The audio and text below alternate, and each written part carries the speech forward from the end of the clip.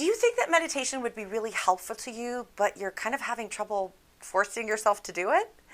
Well, stay tuned and watch today's video and find out what you can do. Hey, my happy shiny puppy army, this is Melody Fletcher, author of Deliberate Receiving. Finally, the universe makes some freaking sense. And today's LOA Q&A question comes from awesome Alex, who writes, Dear Amazing Melody, thank you. I've been deliberately practicing LOA for a few years now, and I've been doing really great. I'm in love with myself, and all these amazing things are happening around me that I just can't wait to match with. I feel like I'm right around the corner from all this amazing stuff, and I know I need to back off, which I've tried but can't seem to do. So I want to meditate to solve my problems, but I can't stop resisting meditation. I want to meditate, and I think meditation is the answer to everything. Want superpowers? Meditate. But I resist it and have to fight with myself to do it. I know I'm not alone on this, so why do we resist meditation? Well, awesome Alex, thank you so much for asking this question, because I think you're right. A lot of people struggle with meditation because they read somewhere and heard somewhere that meditation is a really, really powerful tool, and they may even resonate with the idea of it, and then they go home and they try to do the lotus position and they can't, because who amongst us can? And then they try to do the om, and it doesn't work because their mind won't slow down. So there are many different definitions to meditation, first of all, which is something that has to be acknowledged. But here's my definition of it. It is you becoming fully present in the moment, you becoming aware. And there are many, many ways to do that. You don't necessarily need to sit there and go om or something like that. Yeah? Now, here's the thing about our culture, because a lot of the meditation information comes from the Eastern cultures, and that's very, very valid, and they're very, very valuable. But the problem is that not all of us can go up on a mountain and meditate for 6 months and just step out of our lives. Most of us have shit to do.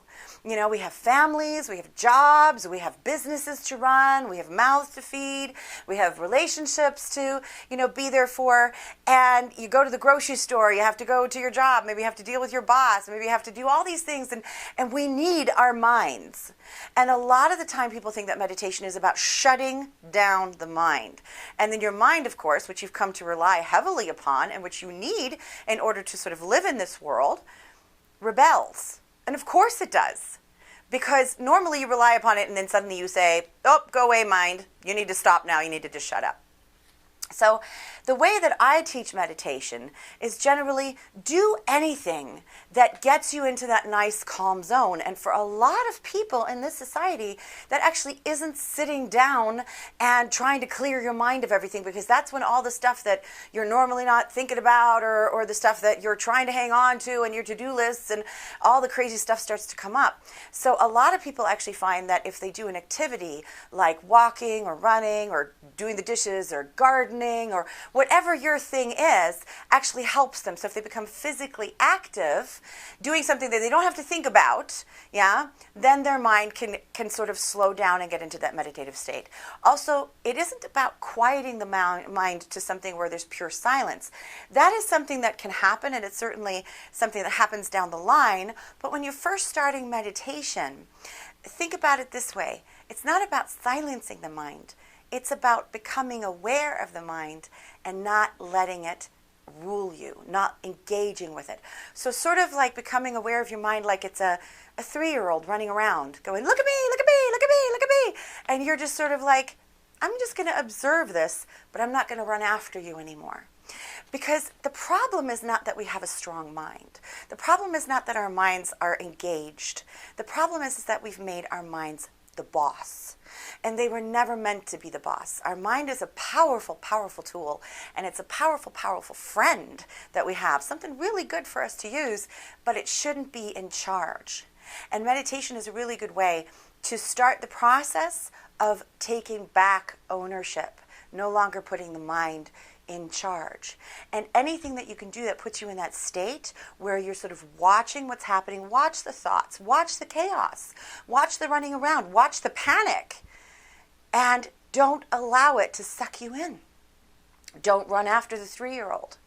Let it run. It'll run itself out. And so that's what I found to be much, much more valuable in terms of beginning meditation practice than, staring at a symbol or oming. And if that works for you, great. I'm not disparaging that. But if it doesn't work for you, then this is something that you might want to try. And so you might be doing activities that don't, fit the traditional definition of meditation, but that will be much more helpful. So the other thing I want to say to you is, you wrote in your question that you're forcing yourself to meditate. Why? Why are you forcing yourself to do something that you don't really want to do? Stop it. Yeah? Go do something that you do really want to do. Again, a meditative state can also be something that is fun for you or something that is already relaxing for you. So for example, I go to a luxury spa in Austria. That relaxes me. It's very meditative while I'm getting my facial and my toes done. Yeah? So it could be something where you feel like you're treating yourself. It can be a very conscious practice where you're actually sitting there and you're watching your mind run around. Or it can be sort of something where you're just allowing yourself to come to peace. Go with what works for you in this moment and let it evolve from there, instead of forcing yourself to do something based on a definition that maybe you read somewhere that isn't working for you. So I hope I've answered your question and then some. If you guys are watching this anywhere but on my blog, then please come to deliberatereceiving.com, and that's where all the action is, that's where all the free content is, and that's also where you get to meet my tribe, the Happy Shiny Puppy Army, a group of powerful, like-minded creators who cannot wait to meet you. That's also where you can submit your own question if you'd like me to answer it in a video like this. Until next week, I am Melody Fletcher. Thank you for bringing your light to the world. Bye.